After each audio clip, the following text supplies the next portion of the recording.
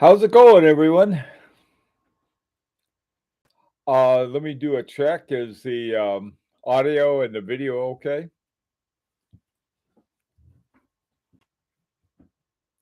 Hi, Mark, John. How you guys doing? Hey, neighbor. Thanks, Mark.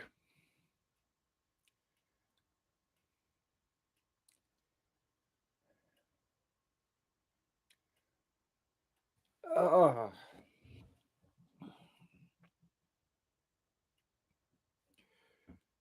Okie doke. Well, now, Mark, I know you don't have a big collection. Let me ask you something, Mark. You've got this really nice chronometsu rain. Is there any, circumstances where you think you might, well, this is something you gotta get rid of"? Just curious. Hi, Ivan. Brian, how you guys doing? Clyde, Truman, hi, how are you? JJ? Hey, how are things in Michigan, JJ? Here we have been New England, at least Southern New England where we are, has been we've had lots of rain, but no snow, which is what I like. Okie doke. Hi, Thomas. Uh, what I wanted to talk about were are watches that you got at one time. Thanks, Mark. That's what I thought. Um,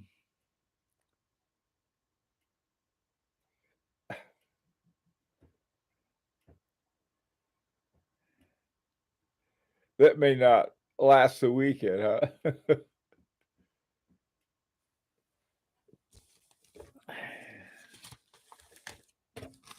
Let's see.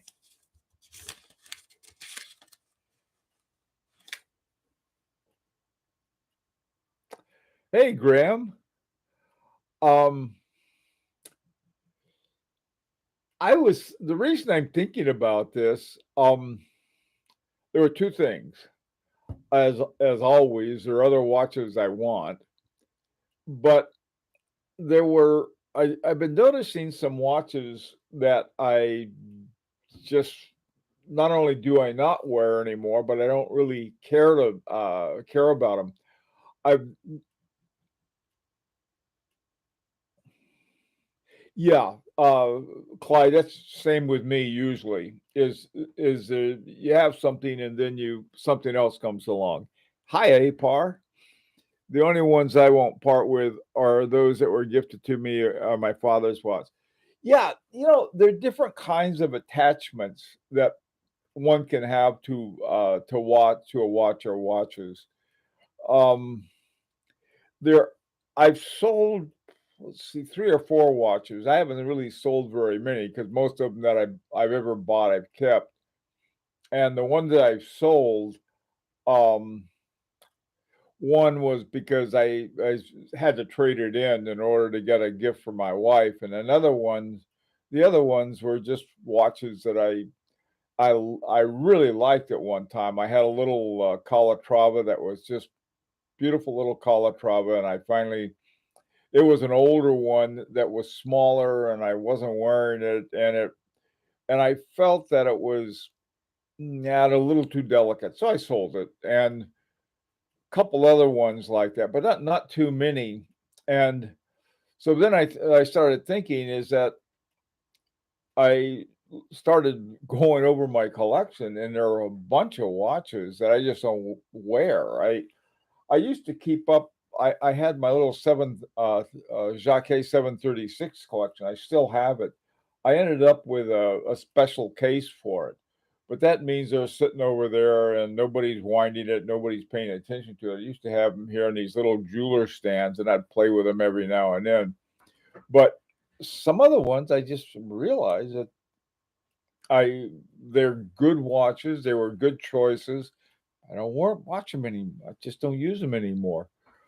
This one, let me give you an example. Um, This is really a great watch.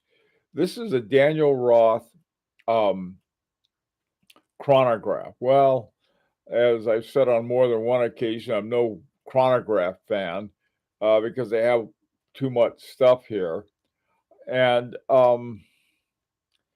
they're it just a watch. I don't dislike it, but I just don't wear it. I mean, um, it's a it's an automatic. It's an oh stupid phone. Hang on. First of all, because it's a chronograph, I guess it's something I'm just not that interested in. I have another one, a really good chronograph, um, a monoretrapont, but I'm sort of thinking, well, I never wear it either. Um, so I don't know. Those are the kinds of things, and I guess they're watches that people have sold. I know one guy who sold one of his watches. I don't think he ever liked it to begin with. And that's a sometimes that happens. You get a watch and just it's just not right for you for some reason, and you get rid of it pretty quickly. This particular one was the prices of them went sky high, so I don't know. Okay, so anyway, the my main reason is I just don't, I'm not crazy about them anymore. But the big thing is I don't wear them anymore, because I really like to wear them. I like watches like this. This is a simple watch in the sense that it's simple and it's not simple. The Reek E2 number one, and it's the kind of watch that I like. It's clear, it's easy to read, and so forth. There are other ones like this that I don't wear that much, but I like. I'd never get rid of this one. This one is a Parmigiani Colpa, and I just there's something about it that I enjoy every time I put it on.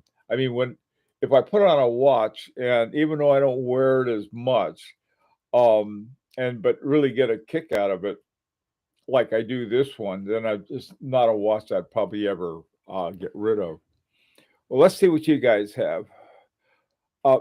There's another thing too I might want to add.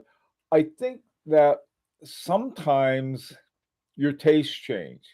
You start off and all you can think about is a Rolex. You want a Rolex, I want a Rolex. Yeah, you get a Rolex, and after a while, you start getting some other ones, going into a little high horology or something like that, and then you start going into independence, and then the Rolex isn't quite what it used to be. And I'm not picking on Rolex. That's just something, something like that was, I love Patek Philippe's, but ever since they've gone to silicon hairsprings, the only ones I'll get is when before that, which is I think before 2009. Now, but if I owned one, but I would have never owned one in the first place if I knew it had uh, they had stuffed silicon hairsprings. I don't want to go off on that. That's sort of a silly thing. Hey, Hans, um,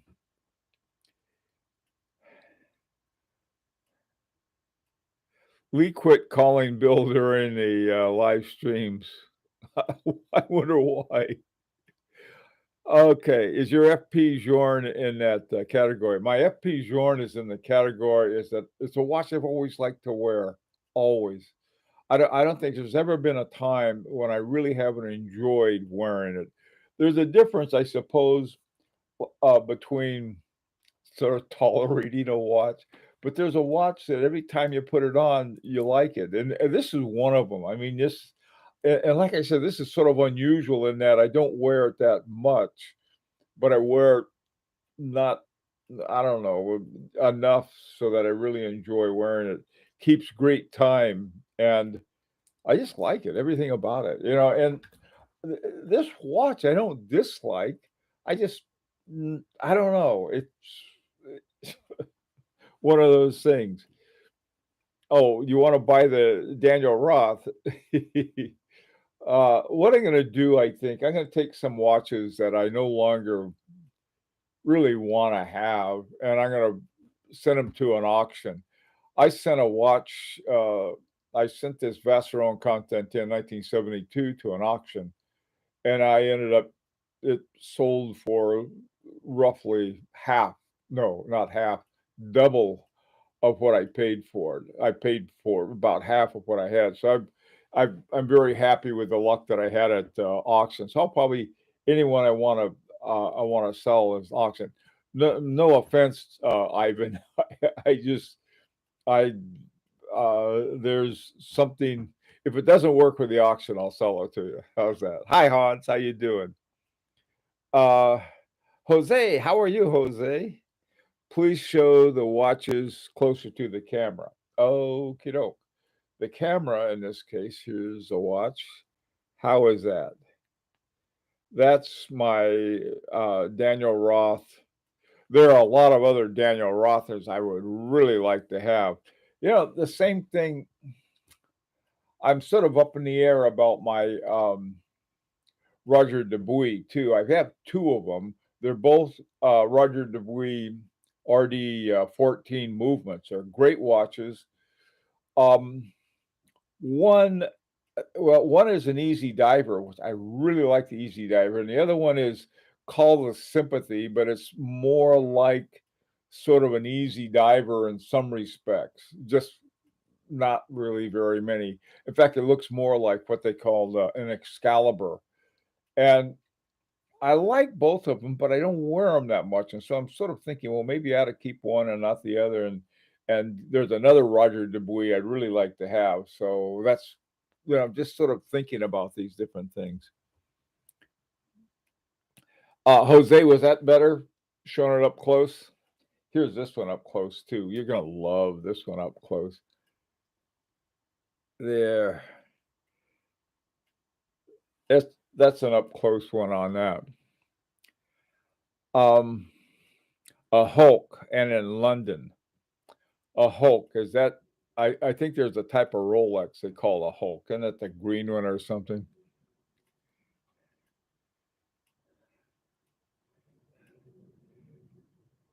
Hi, Idle Time. How you doing? Lots of coffee, huh?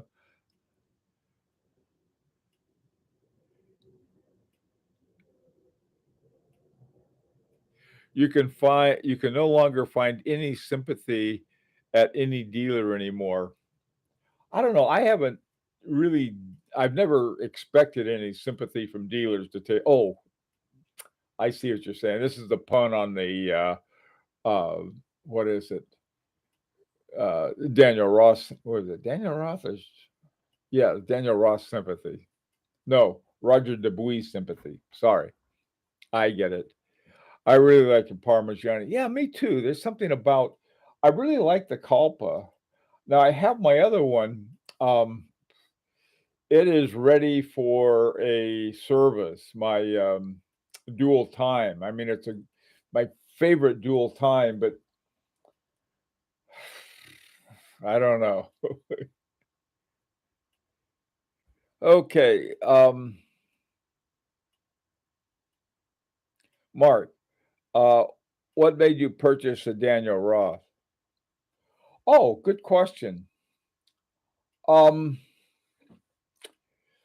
what made me purchase it? Well, I like the what do they call it? Exio something or other case on it. I got a great price on it. And so I bought it basically for two reasons. Another reason was I really didn't have a regular chronograph. And somehow I thought, well, I should have that checked off my checklist. So and I got it, I think, for about as good a reason as I could because I have, um, if Daniel Roth watches have, there's something about them that I just like, period. And but then I found out, well, this one I should be wearing more if I really liked it that much, and then I found out that I'm not. How is the Culpa butterfly class holding up? I don't know if what you're talking about, if you mean by butterfly class, you mean the deployant class? That thing's held up great for years. This is my favorite. Um, this bracelet, the bracelet on the Parmigiani are just, or at least on my Copa, are fantastic bracelets. I really like them. I had an overseas Vacheron Constantin OS1 with a bracelet, and I like that watch so much.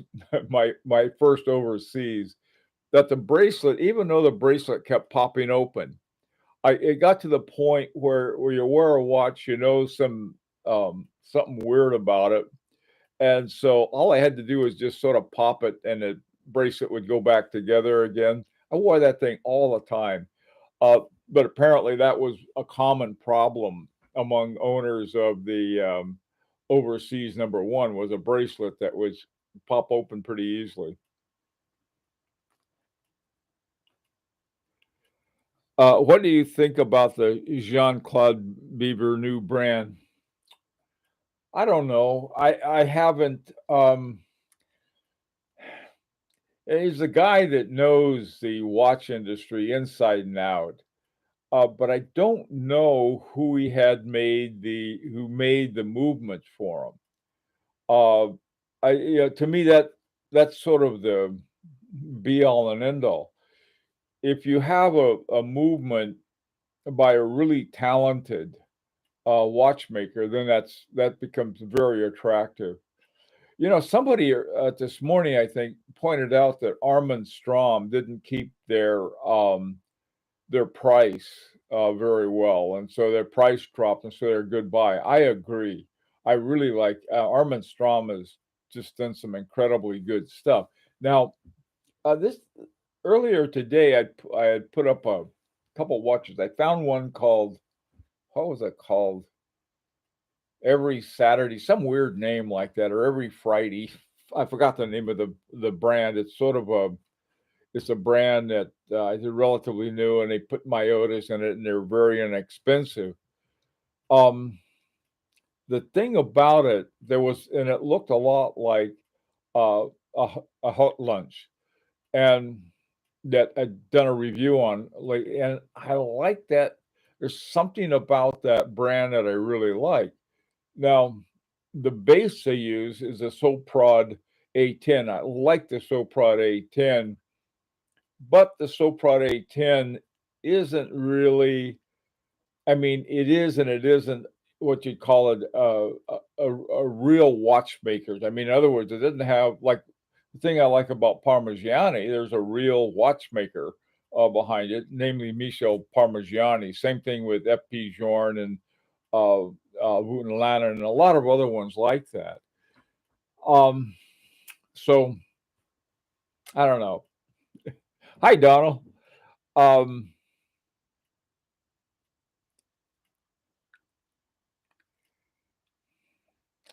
Daniel Roth loved his version of Just a Gigolo. There's probably something in there that I'm missing. Isn't there a singer or something named, I guess, Daniel Roth? Hey, Apar. I don't wear my Eterna Madison quite often, so that might be going soon. Yeah, you got to watch it. Just um, what watch lover gave you the bite of high horology? I don't know. This is one of the funniest things. Um, I had sort of gone from someone who always liked watches to a real collector shortly before I retired.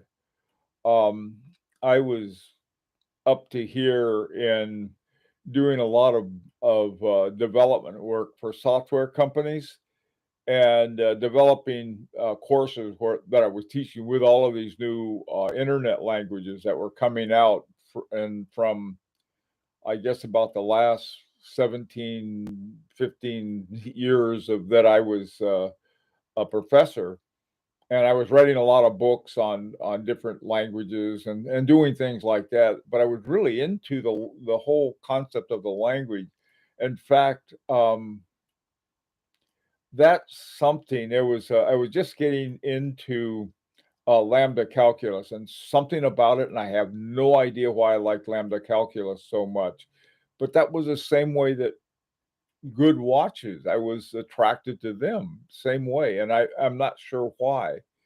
I guess the more I found out about see, the thing about high horology really represents something different to me than I think sort of the marketing aspect of high horology.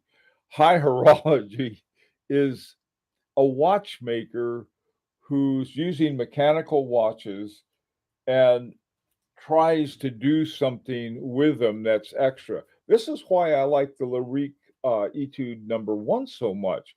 I mean, first of all, at the base of it is an Agenor movement base, and that was originally designed by Jean-Marc Viderec.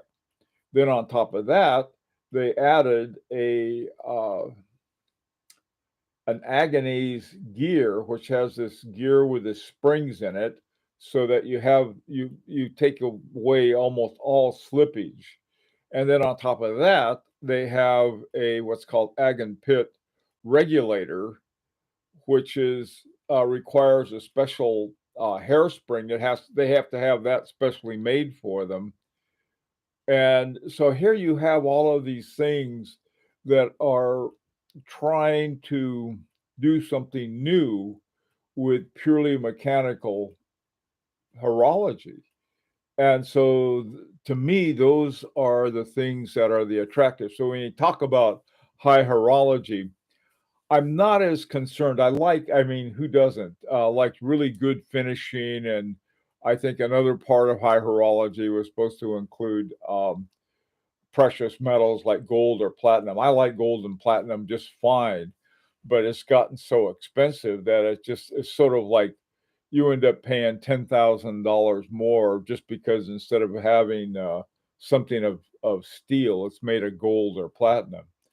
So, I mean, it's in high horology. Like I said, I see it more as a marketing element than anything else. Both of my Daniel Rothes have the Geneva seal. Both are stainless steel, but they're very well done.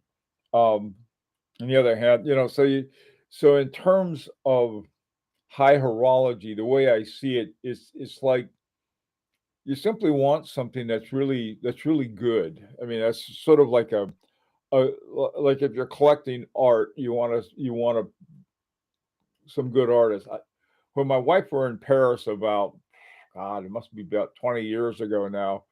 We got these two Matisse drawings, prints. They were signed prints, and something about them that just had a that I like, and they're prints. I mean, they're not even lithographs, just signed prints. And but so it's that kind of thing that either if you sort of get into it or you don't.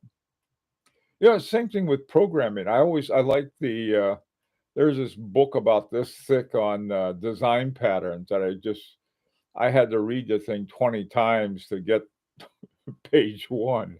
But if you like something like that, it becomes really worthwhile. So I'm sorry, I didn't mean to go off on crazy stuff. Uh, Brian, Seven Friday, that's the one. That's the one. It's just they have a inexpensive Myota movement in it. They have an interesting name. I think I don't know much about them, but I saw a Hotlance and Seven Friday together, and they look. I said, boy, I tell you, it looks like those guys are sort of not. I hate to use the word, trying to copy somebody, but they sort of took on the same ambiance. Put it that way, same style. You made a read out of coconuts. Ah, did you show the galet or bracelet yet? I think that a good watch in a person's collection falls out of favor for many reasons. Yeah, it probably does.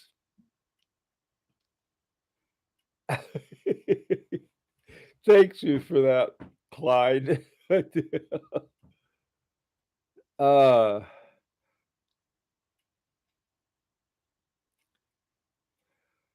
okay, machine learning. Never got into yeah,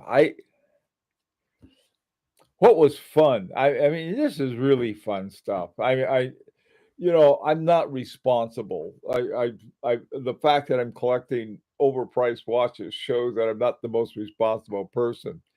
You mentioned learning. There was something that was fun is write programs that wrote their own programs.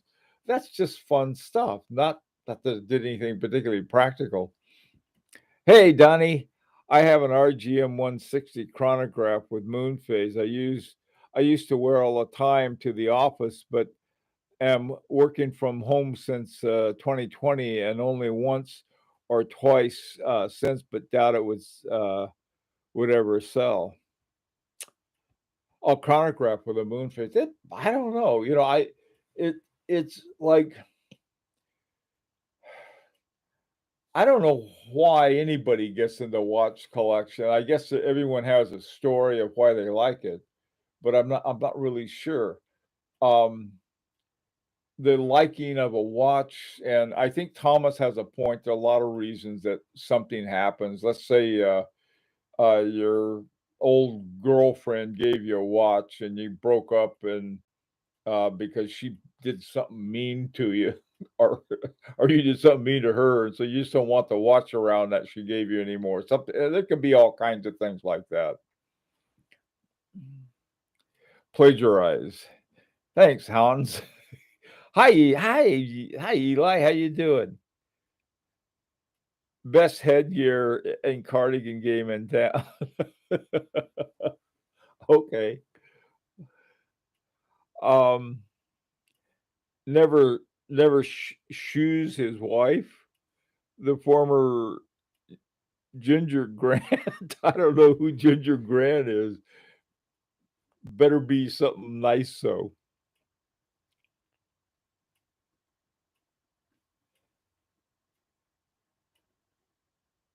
a chat got okay. Oh, I don't I don't know her.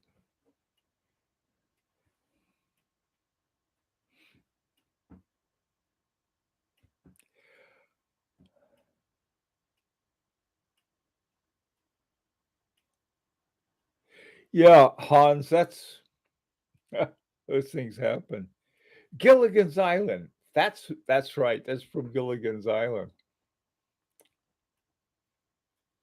No, you have.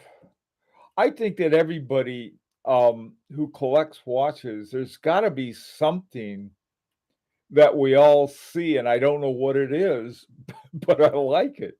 I mean, why don't some of you tell me why you started watch collection? That I think would be a good question. You guys ask me, what are some of the reasons that you started? Ask yourself, like seriously. How about you, Rancher? Why did you take up watch collection,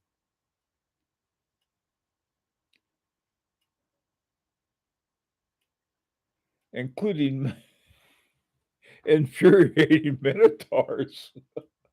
I'm not sure what that is. Um, how about you, Eli?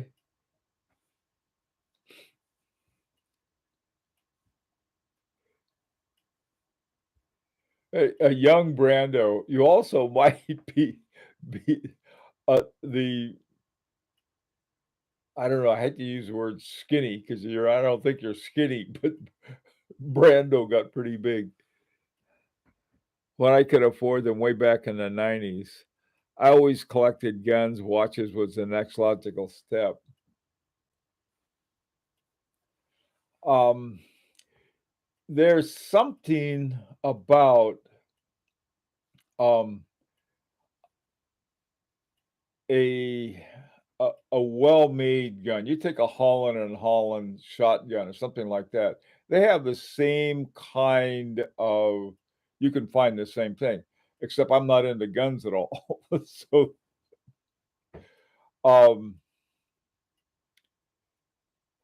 it depends on what, you know, our cars, you know, same thing.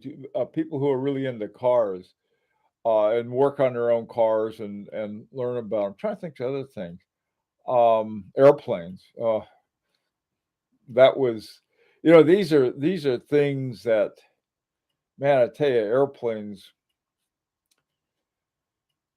to more than any other hobby I've been into, with flying was one that was really the most incredible. But man, I tell you, so many people kill themselves, especially in private planes. You see that all the time. There were a lot of doctors who would get an airplane. And most of them got Bonanzas, which is fairly high performance, relatively speaking, high performance airplanes that were expensive. Uh, I think your more common, you know, airplane would be something like a Cessna 172 or a Piper, not a Piper Cub, but a Piper low ring, one of the low ring ones they have. And man, they would. There was something about that. There was certain amount of tension that always accompanied it, and just a little bit that you don't have with a watch. Like it's going to eat my arm or something. Okay, let's see. Young Brando watches.